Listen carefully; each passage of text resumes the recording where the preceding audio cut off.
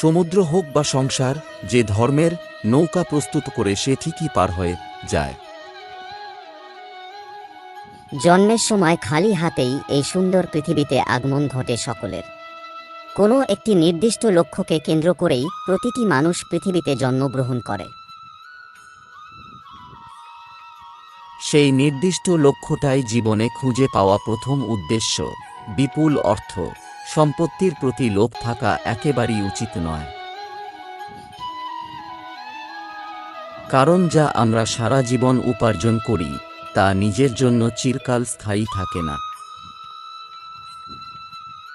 জগতে যা কিছু আছে, হচ্ছে, তা সবটাই পরিবর্তনশীল।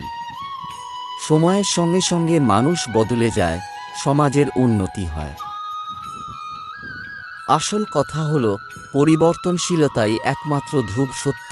অন্যদিকে প্রতিটি জড় ও জীবের নির্দিষ্ট জীবনচক্র থাকে।